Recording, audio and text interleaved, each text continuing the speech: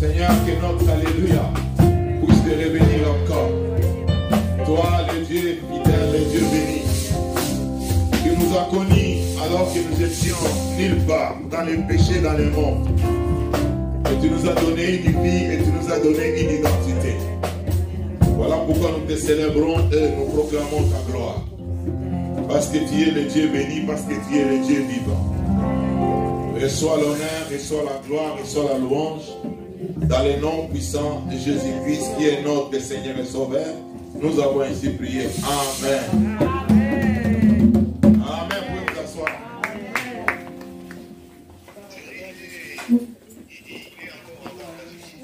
Vous savez, je suis partagé.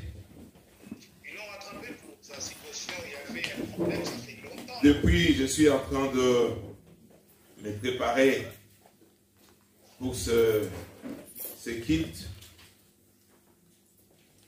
J'ai des messages. Jusque-là, j'ai ouvert mon ordinateur. Je me dis, qu'est-ce que je vais dire auprès de Dieu? Ok. Je ferme mon ordinateur. Je vais dans un autre message. Je vais lire juste quelques versets. Pourquoi nous allons prier? En fait, nous allons conduire ce programme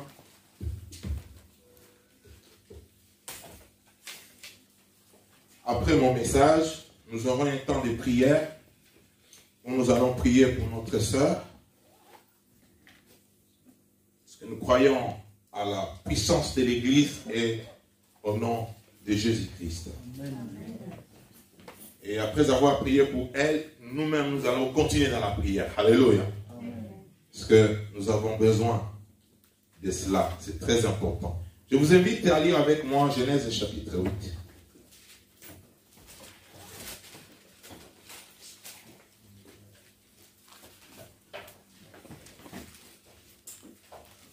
Genèse chapitre 8. Nous allons lire quelques versets. Après quoi, je vais dire l'essentiel que le Seigneur m'a mis à cœur. Des fois, nous devons nous exercer à écouter la voix de l'Esprit. Amen. Amen. Je commence les versets 1 jusqu'au verset 4. Genèse chapitre 8. Dieu se souvient de Noé, de tous les animaux et de tous les bétails qui étaient avec lui dans l'arche. Il fit passer un vent sur la terre et l'eau se calma.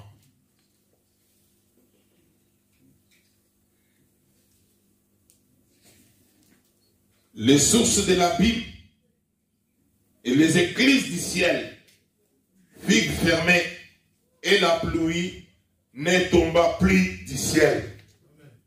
Ma prière aujourd'hui, que le Saint-Esprit puisse souffler son vent et que tout l'eau qui menace ta vie puisse se calmer. Amen.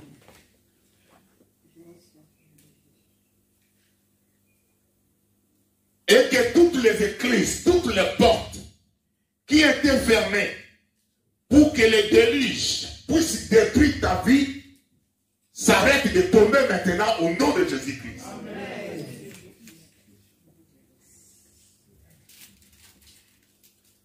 Verset 3. L'eau se retira peu à peu de dessus de la terre. Vous savez, lorsque Dieu agit dans la vie d'une personne, des fois, c'est petit à petit. Tu ne peux pas apercevoir si tu n'as pas l'œil spirituel. Parce qu'il y a des gens qui veulent que le miracle tombe directement en cascade. Parce que des fois, notre Dieu, il est celui qui va droit, mais sur des chemins brisés, zigzagués. Il part à gauche, il part à droite, mais il avance avec toi. Oh, alléluia. Amen. Non, dis amen avec moi. Amen. Je reprends le verset 3. L'eau se retira peu à peu de dessus la terre, si bien qu'elle baissa au bout de 150 jours. Le 17e jour du 7e mois, l'arche s'arrêta sur les montagnes d'Ararat. Vous savez, il y a certains qui posent la question, mais d'où est venu le nom de cette église, Ararat? Cette église, le nom est venu de l'histoire de Noé. Ararat, c'est écrit au pluriel, les montagnes d'Ararat. En fait, c'est une chaîne de montagnes. Ce n'est pas une seule montagne, mais ce sont des montagnes qui se sont succédées, qui sont attachées. Actuellement, géographiquement, c'est en Turquie.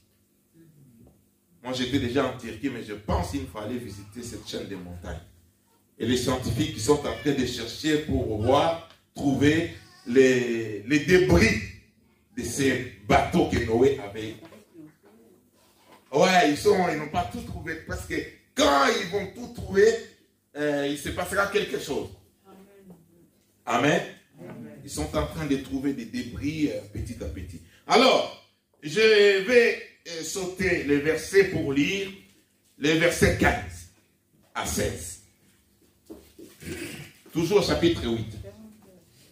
Voilà. La Bible dit, alors Dieu parla à Noé. Sors de l'arche avec ta femme, tes fils et les femmes de tes fils. Fais sortir avec toi tous les animaux de toute espèce qui sont avec toi, tant les oiseaux que les bétails et tous les reptiles qui rampent sur la terre, qu'ils pilillent sur la terre, qu'ils se reproduisent et deviennent nombreux sur la terre. Nous allons lire le verset 20, je crois 22. Noé construisit un autel à l'honneur de l'Éternel.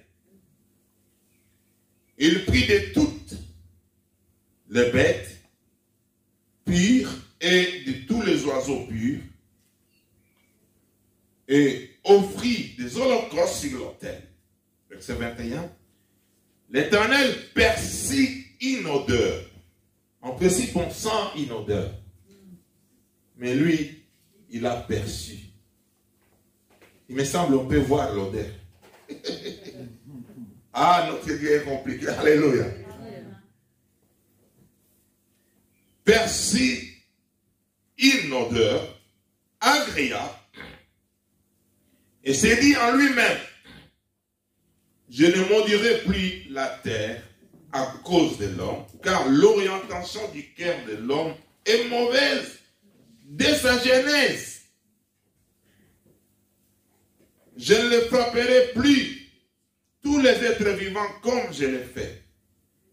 Tant que la terre subsistera, les semailles et la moisson, le froid et la chaleur, l'été et l'hiver, le jour et la nuit ne cesseront pas. Je vais lire chapitre 9, versets 1 à 4. À 3. Genèse chapitre 9, versets 1 à 3. Dieu bénit Noé et ses fils. Il leur dit, reproduisez-vous, devenez nombreux et remplissez la terre. Vous serez craints et redoutés de tout animal de la terre,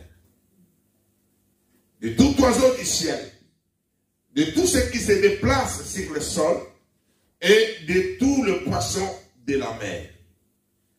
Ils sont placés sous votre autorité. Dis avec moi, sous mon autorité. Sous mon autorité. Tout ce qui se déplace, qui vit, vous servira de nourriture. Je vous donne tout cela de la même manière que je vous ai donné l'herbe verte. Donc vous comprenez que l'homme a commencé à manger la viande, c'est avec Noé. Parce qu'avant Élie, avant Noé, Dieu avait donné que l'herbe comme nourriture. Et quand Noé sort de l'arche, Dieu bénit Noé et dit, je vous donne la viande, le poisson et des bêtes. Je m'arrête par là. Amen. Amen. Au fait, dans ce message, qu'est-ce que nous voulons parler? Je voulais, en fait, résumer notre thème du quatrième trimestre, deuxième trimestre plutôt, où nous sommes en train de parler de la stabilité et de l'enracinement, être enraciné, d'être fondé dans la parole ou en Christ. Et quand on veut parler de la stabilité, on peut toucher également l'instabilité. Mais avant que je touche la stabilité et l'instabilité, j'aimerais quand même vous rappeler 4 points clés de la vision de notre Église Ararat. À quoi nous croyons? Comment nous orientons notre ministère? Vous savez, lorsque Dieu appelle une personne dans le ministère, mon message aujourd'hui c'était répondre à l'appel de Dieu. L'autre message que j'ai fermé là-bas, répondre à l'appel de Dieu conduit à la stabilité. Et c'est que j'ai fermé. J'ai voulu beaucoup parler sur l'appel, mais je vois que ça revient un peu. Vous savez, l'appel, nous avons plusieurs types d'appels. Il y a l'appel pour les salut. Dieu appelle les gens à se convertir. Il y a l'appel au service chrétien. Dieu t'appelle à servir le Seigneur dans ton église. Il y a l'appel au ministère. Être pasteur, docteur, prophète, apôtre et que sais-je encore. Et lorsque Dieu appelle quelqu'un, il accompagne certaines choses parce que l'appel a des amis. Les amis de l'appel sont la vision, le message, la mission. Quand Dieu appelle quelqu'un, il te donne un message. Il te donne une vision et il te donne une mission. C'est comme ça qu'il a fait avec Noé. Mais dans ce texte de Noé, moi personnellement, j'ai retrouvé des choses qui ont conditionné mon appel et mon ministère. La première des choses, c'était le nom de cette montagne, Ararat. C'était en 1996 ou 17, j'étais étudiant à l'Institut biblique, où mon professeur m'enseignait sur la géographie et l'histoire de la Bible. C'est là où Dieu a commencé à me parler. Et quand Dieu commence à me parler, je commence à comprendre les messages qu'il me donne pour mon ministère et comment je dois l'exercer. Et dans ces messages, moi, je retiens 4 grands éléments que je voudrais que le peuple d'Ararat, pour que l'église soit stable, pour que nous puissions être fondés dans la promesse et dans notre vision, que nous puissions aller de l'avant, que chacun de nous puisse les comprendre, chacun de nous puisse travailler en suivant les directives de cette vision. Premièrement, moi je crois à la provision. Amen. Alléluia. Amen. Je crois à la provision. La Bible, l'apôtre Paul parle du dépôt. Le dépôt de la parole de Dieu doit demeurer à nous. C'est lui qui lit la parole, c'est lui qui prie. Il forme un dépôt en lui, où la parole de Dieu est stockée, est entreposée. Et une personne qui a un dépôt de la parole, quand l'instabilité va se présenter, au lieu de pleurer, au lieu de paniquer, il va revoir dans le stock de son dépôt qu'est-ce qu'il y a là-bas. Tu trouveras, il est écrit, l'homme ne mangera pas, ne vivra pas que de pain. Alléluia, du pain seulement. Alléluia. Oui, bien-aimé, qu'est-ce que tu as dans ton dépôt? Qu'est-ce que tu as stocké dans ton dépôt? Bien-aimé, si ton dépôt est vide devant la famine, tu deviendras un mendiant. Mais il peut arriver que tu ne puisses pas avoir l'espèce et que tes comptes sont vides. Mais dans ton dépôt, si tu as quelque chose, tu peux relier les deux bouts de moi. C'est vrai ou c'est faux? Alléluia. Ça, ce sont des illustrations pratiques de la vie. Si dans ton dépôt, il y a quelque chose, malgré que tu peux manquer l'argent pour aller dans un magasin, malgré que ton compte peut être à moins 200, moins 750, tu peux vivre avec dignité. Tu te lèves le matin, tu prends ton verre de lait, un peu de jus, un peu de banane, un verre de café, expresso. À midi, alléluia. Je n'ai pas l'argent pour aller au restaurant. Gloire à Dieu, le corona a fermé. Mais à midi, je peux me servir du poisson et avec le feuille de manioc. Tranquillement. Pas de problème avec quelqu'un. Je ne pars pas à gauche, à droite pour jalouser quelqu'un, celui qui mange le steak. Non. Je me contente de ce que j'ai trouvé dans mon dépôt. Alléluia. Je me contente de ça. Et le soir, je ne veux pas trop grossir, manger trop tard, dormir avec la nourriture. Je mange léger. Qu'est-ce qu'il y a dans mon dépôt? Alléluia. Qu'est-ce qu'il y a dans mon dépôt? Il dit non, la nuit, je ne prends pas la semoule, c'est trop lourd. Ça pèse beaucoup de kilos. Alors je vais faire un effort de diminuer, de baisser un peu. Je prends léger. Qu'est-ce qu'il y a là-bas? Oh, j'ai des petits pois. Oh, je vais faire juste des petits pois avec une petite peine de mie. Je prends l'été, je dors. Tranquille. Pourquoi? Parce que dans mon dépôt, il y a quelque chose. Il y avait les délices dans le monde. Les gens vivaient comme ils voulaient. Dans les compromis, les péchés avaient accru. Les gens commençaient à abandonner Dieu à l'époque de Noé. Ils se mariaient, c'était que des fêtes. C'était que des sorties de fois sans raison, sans motif. On va se faire plaisir. Et ils ont négligé Dieu. Ils vivaient dans les péchés. Et Dieu a dit, a vu dans son cœur, il était attristé. Comment l'homme que j'ai créé, que j'ai donné des privilèges, que j'ai donné la terre, que j'ai donné l'autorité, que j'ai donné la domination, il me tourne le dos pour commencer à adorer les choses inutiles. Dieu a pris la décision, je vais détruire le monde. Parce que si vous lisez bien dans ce texte, la Bible dit Dieu regretta d'avoir créé l'homme. Frère, c'est grave lorsque Dieu regrette pourquoi tu as envie. Tu ne feras pas longtemps. Si Dieu commence à regretter, pourquoi il ne t'avait pas pris lorsque tu étais malade il y a 5 ans passés? Pourquoi il ne t'avait pas pris lorsque tu avais des problèmes à la maternité, tu étais encore bébé? Mais il t'a laissé grandir, devenir une femme, devenir un homme. Lorsque Dieu commence à regretter sur ton avenir, bien-aimé, c'est fini.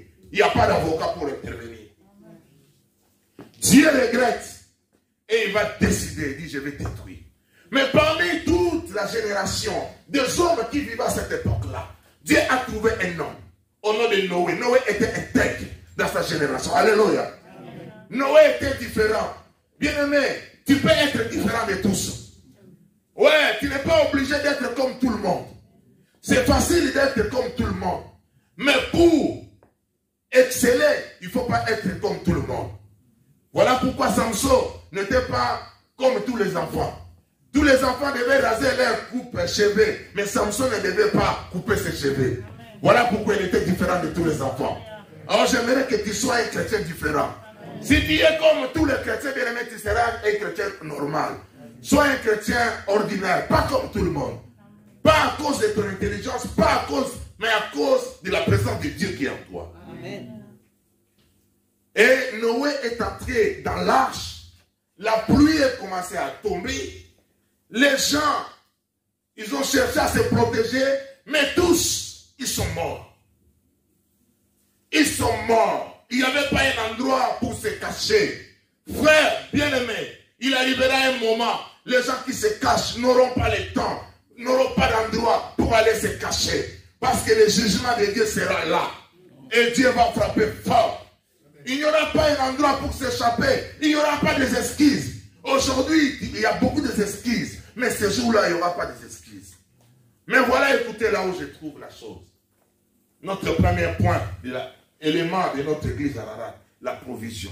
Noé est resté plus de 10 années dans le bateau sans aller dans un magasin, sans aller dans un lavage pour laver ses habits, sans aller dans un... À l'époque là, l'automate n'était pas là pour retirer les billets. Je fais l'image. Il est resté dans le bateau plus d'1 année. Personne ne s'est plaint de famille. Il avait tout, il mangeait et il était en bonne santé, lui et sa famille. Pourquoi? Parce que Noé avait la provision. C'est-à-dire, nous croyons à la provision divine, la provision spirituelle. Nous croyons aussi que Dieu est capable de nous donner la provision matérielle. La provision financière. Alléluia. Oui, frère, c'est ça la stabilité. La provision bien-aimée conduit à la stabilité. Hein, c'est vrai ou c'est faux? Amen. Eh, alléluia. Amen. La provision divine, c'est un chemin qui amène à la stabilité dans la vie de quelqu'un, d'une personne. Et tu pourras résister devant la famine. Il avait la protection, la provision en termes de protection. Voilà pourquoi l'eau de l'église ne pouvait pas les toucher parce que l'arche était là. L'église est une provision pour toi. Amen. Oh, dis amen avec moi. L'église, c'est-à-dire, quand je parle de l'église, ce n'est pas les bâtiments, c'est-à-dire la communion fraternelle que nous avons là. Amen. Les frères, la sœur, dont nous sommes là, quand nous prions tous ensemble, bien aimés, c'est une protection pour nous. Parce que nous sommes la maison de Dieu et la maison appartient à Jésus-Christ. Ça, c'est le premier élément. Le deuxième élément, nous croyons au nouveau départ. Amen. Vous savez, quand vous lisez ces textes, vous allez voir, il y a des choses que Dieu a données directement à Noé. Par exemple, Dieu lui dit, je vous donne le poisson, vous mangerez, et les viandes, les bêtes que vous allez commencer à manger. Ça, c'est quelque chose que Dieu ajoute. Dieu dit encore, il a juré, je ne détruirai jamais le monde comme je l'ai fait. Si vous lisez la suite, il va dire, voilà pourquoi il a fait sortir l'arc-en-ciel. À chaque fois, Dieu veut détruire. Même dans ses passés, l'arc-en-ciel apparaît. Comme signe pour rappeler Dieu, sa promesse de ne pas détruire la terre. Amen. Alléluia. Amen. Mais vous allez voir, il y a certaines choses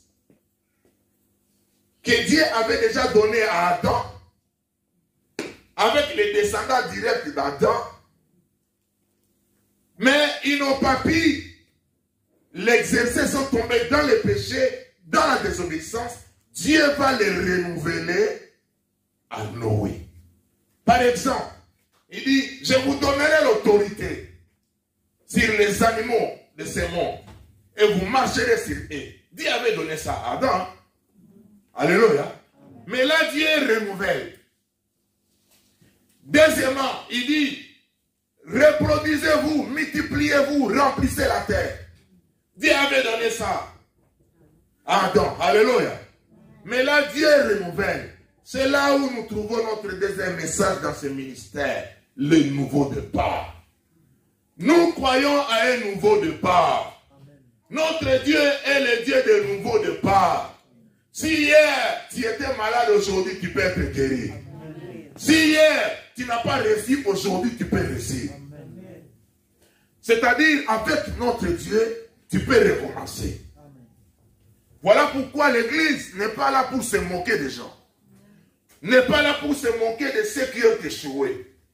Tant que la personne n'a pas abandonné de continuer, il ne faut pas le déclarer que c'est un perdant. Non, parce que le perdant d'hier peut devenir le gagnant d'aujourd'hui. C'est ce que nous croyons. Alléluia. Amen. Où tu as échoué dans ta vie, n'aie pas peur.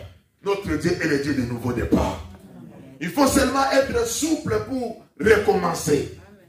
Essayez de voir là où tu avais mal agi, là où tu avais mal appliqué les choses. Peut-être que tu n'avais pas suffisamment des informations. Peut-être tu n'avais pas suffisamment la connaissance de la parole. Et dit, ah, cette fois-ci, je vais recommencer. Mais, je vais me retourner plus dans la parole de Dieu. Bien-aimés, nous croyons à un nouveau départ. Dieu peut refaire une vie tout entière avec toi. Je ne sais pas où tu as échoué dans la vie. Qu'est-ce qui t'a fait mal dans la vie? Vous savez, beaucoup, ils sont devenus des esclaves de leur passé. Ils se souviennent que de leurs échecs, les échecs de leurs parents. Je te demande aujourd'hui de croire avec Jésus, recommencer et réussir le possible. Amen. Est-ce que ça passe? Amen. Alléluia. Amen. Avec Jésus, recommencer et réussir est possible. Ça, c'est le deuxième élément. Vous savez, lorsque on recommence avec Dieu, c'est possible que ta vie devienne stable. Vous savez, ce matin, j'ai prié avec quelqu'un à Paris. Il a dit, pasteur, c'est l'un de mes collaborateurs de Paris. Il dit, pasteur, souvent, nous les chrétiens, quand nous avons le problème, nous avons les réflexes, nous disons souvent, allons dans la prière. Bien aimé, nous allons prier. Mais c'est là de voir les chrétiens dire, qu'est-ce que dit la Bible pour cette situation? Eh, alléluia. Amen. Que dit la Bible pour cette situation? Souvent, nous voulons directement aller dans la prière. Sans pourtant chercher l'autre élément qui fera de nous vraiment des hommes équilibrés. Que dit la Bible? Lorsque je comprends ce que dit la Bible et que je pars dans la prière, c'est la stabilité. C'est ça le signe de quelqu'un qui est enraciné. Celui qui est enraciné dans la foi, il a ses deux pieds sur la terre. Il a un pied dans la prière, il a l'autre pied dans la parole. Alléluia. Prêt pour prier et prêt pour chercher ce que Dieu dit, pour le motiver. Gloire au Seigneur. Ça, c'est le deuxième élément. Le troisième élément de notre message dans cette église, c'est la restauration. Donc nous croyons à la provision, nous croyons au nouveau départ, nous croyons à la restauration. Vous savez, la restauration, qu'est-ce que cela veut dire? La restauration veut dire remettre à l'état ce qui était détruit. Et des fois, la restauration coûte cher, il me semble. Hein, Père, c'est vrai. Des fois, la restauration peut coûter cher par rapport à quelque chose qui veut commencer à construire. Bon, ça dépend aussi de ce que tu veux construire. Par exemple, des maisons classées dans les monuments, quoi, comment on dit ça? Historique. Là, on ne peut pas détruire. Tu crées des problèmes. J'ai travaillé à Lyon. J'ai travaillé à Lyon il y a 2 mois passés dans un hôpital, je crois, de 1500 et quelques. L'hôpital là, on devait désamianter cet hôpital. Ils avaient appelé un ingénieur pour faire la restauration. Et l'ingénieur, il est venu, il a tout cassé. Il a rendu le bâtiment un bâtiment neuf. Très beau, très joli, pasteur. Avec des vitres et tout ça. Mais le directeur, on l'a licencié. Pourquoi? Parce qu'elle voulait qu'il puisse changer à l'intérieur, mais garder l'image du vieux bâtiment à l'extérieur. Parce que c'est un hôpital qui est classé dans le monument, je ne sais pas, dans le patrimoine, voilà. Lui, il est venu avec son intelligence qu'il a prise, je ne sais pas où à l'école, pour moderniser. Non, selon les normes, parce que c'est un patrimoine, ça devait rester comme ça à l'extérieur. Le mur là devait rester comme ça. Mais changer à l'intérieur. Lui, il a tout cassé. Le directeur, il a perdu son travail du jour au lendemain. La restauration. La Bible nous dit que notre Dieu Et c'est lui qui restaure des cœurs brisés. Lui, il restaure des cœurs brisés. Tu paieras rien, 0 €. Alléluia. Il restaure les mentalités. Il restaure la vision. Il restaure l'intelligence. Il y a certains qui ont l'intelligence obscurcie. Il y a d'autres qui n'ont pas, peut-être à l'école, ils ne réussissaient pas, mais quand tu es en Christ, le Seigneur renouvelle ton intelligence. Tu peux comprendre les choses de la vie, plus même celui qui a un doctorat. Et alléluia. Parce que notre Dieu, il est le restaurateur. Il restaure des vies. Frère, moi qui vous parle, vous pensez sans Jésus, je serais comme ça? Moi, j'étais un vrai Yakuza. Un vrai Yakuza. On m'appelait Japan. Japonais. J'avais des cheveux pressés, des fois des cheveux bien frisés. Qu'est-ce que j'ai pas mis dans ma tête? J'ai mis des sulfure 8. C'est de mes années 50, vous connaissez les sulfure 8. J'ai mis des sulfure 8. J'ai mis les ongles d'œuf. J'ai mis les avocats pourris. J'ai mélangé tout dans mes cheveux. Et la conséquence, vous le voyez très bien. Alléluia. Vous voyez très bien les conséquences. J'ai pris des cheveux. Ah oui, c'est vite parti. Parce que qu'est-ce que j'ai pas mis, frère? À notre époque, au métier, il y avait un produit au Congo. Quand on te met là, comment on appelait ça? Sazou. Ça te pique la tête, mais à cause de la beauté, je garde. C'était de l'acide caustique. Mais c'est l'acide caustique.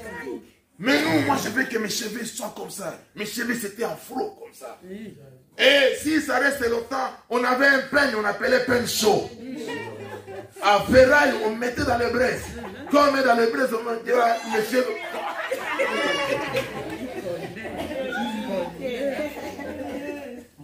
Alléluia. Mais Jésus est passé par là. Il a restauré. Alléluia. Jésus, bien aimé, quand il passe quelque part, il restaure. Il restaure la vie. Il restaure beaucoup de choses dans la vie de ceux qui viennent à lui. Il peut restaurer ton mariage. Il peut restaurer la vie de tes enfants. Il est capable de restaurer ton travail. Il est capable de restaurer tes finances. Il est capable de restaurer ta santé. Il est capable de restaurer ta famille. Ma famille était une proie des méchants. Ils ont touché tous les membres de ma famille. Je l'avais dit il y a quelques mois. Je suis le deuxième plus âgé dans ma famille. Deuxième ou troisième. On n'a pas quelqu'un qui a 63 ans dans ma famille. Rien. Côté papa, côté maman. Parce que le diable est passé par là. Il a fallu que les restaurateurs passent par là. Alléluia. Amen. Si Dieu veut te restaurer, il va passer par un homme. Il va utiliser quelqu'un. Il va utiliser ton frère, ta soeur. Il va utiliser ton fils. Il va utiliser ton papa. Il va utiliser ta maman qui est dans le Seigneur. Amen. Pour passer en fait apporter la restauration. Quand la restauration arrive, la protection est là. Et alléluia. Quand la restauration arrive, la protection est là. Dieu te protège. C'est clair. Ils viendront te chercher. Vous savez, quand je prêchais à Kinshasa, il y a 25 ans passés, je disais, moi, si vous venez me chercher, je ne dors pas sur la terre. Quand la nuit commence, le Seigneur me prend et pas la conseille. Dans mes prédications, je prêchais comme ça dans les capas. Je dis, moi, venez me chercher, le Seigneur me prend, je dors là-bas et le matin, je me fais descendre. Tu viens me chercher, là, je ne suis pas là. Alléluia. Parce que le Dieu de la restauration. Ma prière, que le Dieu de la restauration devienne ton Dieu. C'est lui qui a restauré la vie d'Abraham. C'est lui qui a restauré la vie de cette femme dont le sang coulait. C'est lui qui a restauré, bien aimé, la vie d'Esther. C'est lui qui a restauré la vie de Bartimée. C'est lui qui a restauré la vie de fou de Gadara. Qui passait chez lui que dans les tombeaux, dans les cimetières. Personne ne pouvait le mépriser. Quand Jésus est passé par là, il l'a restauré. La Bible dit qu'il était assis dans son bon sens. Et les gens étaient étonnés. Laisse que les gens étonnent de ce que Dieu fera dans ta vie. Que les gens soient étonnés de ce que Dieu va faire dans ta vie. Alléluia. Alléluia. Oh, le Dieu de la stabilité, il est présent parmi nous. Ce Dieu-là de la stabilité, il a rendu la vie de Joseph stable. Il a rendu la famille de Joseph stable. La famille les avait touchés. Il a fallu que Dieu passe par Joseph. Joseph, il est allé en Égypte. Il est devenu premier ministre. Et sa famille est venue. Joseph a placé sa famille dans de bonnes conditions. Conditions de stabilité. Telle est ma prière pour toi. Et le dernier point, le quatrième point. Dieu. Vous savez, le Dieu de la restauration, c'est aussi, je vais revenir un peu là, c'est aussi l'adoration. Nous devons apprendre, bien aimé, à bâtir les hôtels. Alléluia. Bâtir hôtel, c'est les lieux de contact. C'est les lieux où tu construis. Tu ne vas pas construire un bâtiment. Nous construisons notre terre dans la prière, dans les offrandes, dans ce que nous donnons à Dieu et nous parlons. Alléluia. Je dis, Seigneur, moi je veux faire ça. Avant de faire ça, voilà, je te mets en épreuve. Je te donne ça pour ton œuvre. Là, tu bâtis ton hôtel. Noé a bâti, a construit son hôtel. Il a offert. C'est ainsi que Dieu a perçu l'odeur. Bien-aimé, que Dieu puisse percevoir l'odeur de ta prière. L'odeur même de tes offrandes. Ce n'est pas l'affaire de mon temps. C'est l'affaire de l'attitude de ton cœur. Quelle est l'attitude de ton cœur lorsque tu dors? Alléluia. Ce n'est pas le problème, l'affaire de mon temps. Tu peux donner 100 000, mais le cœur de Dieu n'est pas là. Parce que tu as donné avec orgueil. Que les gens sachent que c'est toi. Mais c'est lui qui a donné 2 euros de tout son cœur. Peut-être que c'est tout ce qu'il avait. Il dit les 2 euros là, c'était pour acheter une petite bouteille de jus. Et il s'est privé de jus pour donner à Dieu. Et il est dans la joie parce qu'il a donné ça. Et Dieu, il perçoit l'odeur. Et quand il perçoit l'odeur, Dieu parle. Quand Noé a offert, c'est à ce moment-là que Dieu a parlé. Amen. Amen. Il dit, les semailles et la moisson ne cesseront jamais. Yes. Tant qu'il y aura l'hiver, tant qu'il y aura l'été. Alléluia. Amen. De bonnes paroles. Oui, Dieu a parlé, bien aimé, tu dois pousser Dieu à parler à ta faveur. Amen. C'est à ce moment-là que Dieu va dire à Noé, vous mangerez aussi la viande. C'est à ce moment-là que Dieu va dire, je ne détruirai pas. Pourquoi? Parce que l'hôtel était reconstruit. Amen. Et c'était la première des choses que Noé a fait. Lorsqu'il est sorti de l'arche, personne ne lui a demandé. Personne ne lui a parlé. Il a construit. Il a commencé à offrir. Il a pris seulement ce qu'il avait. Frère, pour offrir, bâtir l'hôtel, on ne te demande pas d'aller aux États-Unis chercher quoi, je ne sais pas. Ce que tu as. Alléluia. Noé a pris ce qu'il avait dans son stock, dans son dépôt. Des animaux purs. Il a offert. Et Dieu a parlé. Et à la fin, le 4e élément de notre ministère ici, nous croyons à l'œuvre missionnaire. Nous sommes des missionnaires. Alléluia. Nous sommes des évangélistes. C'est-à-dire, nous devons prier, travailler pour gagner les âmes. Nous devons implanter les églises. Nous devons aller en mission pour encourager d'autres églises. Alléluia. C'est ce que Noé a fait. Vous savez, je suis à la fin de mon message. Noé, il a prêché, les gens ont refusé d'entrer dans l'arche. Il n'y a que sa famille.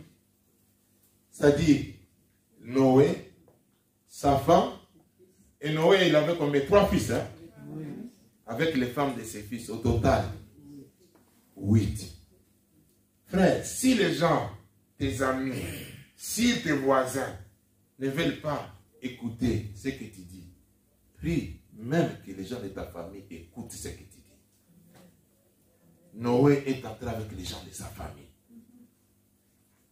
Et des fois, c'est très difficile d'être accepté dans sa famille qu'à l'extérieur. Parce que la Bible dit, nul n'est prophète ce soir. C'est facile, les gens qui ne me connaissent pas, qui puissent m'accepter, que les gens qui me connaissent, qui connaissent les failles.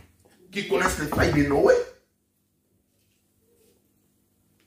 Ils l'ont accepté, ensemble, dans l'arche. Et quand l'adoration est finie, la restauration est finie, parce que Dieu avait dit, reproduisez-vous, multipliez-vous, remplissez la terre. Noé a envoyé ses enfants. Cham, il est parti vers l'Afrique. Sem, c'est Sem, je crois, qui est venu vers l'Occident. Japheth est allé vers l'Asie, dans l'objectif de peupler le monde. Mais nous, notre objectif, de peupler le monde avec des gens qui sont restaurés du cœur. Les gens qui sont nés de nouveau. Les gens stables, c'est-à-dire, il a un pied dans la parole, il a un autre pied dans la prière, il avance dans son travail. Alléluia. Il avance avec ses deux pieds au travail, il avance avec ses deux pieds dans les projets, dans les mariages. Il n'a pas un seul pied. Il y a des gens qui marchent un seul pied dans son mariage. Il est boité.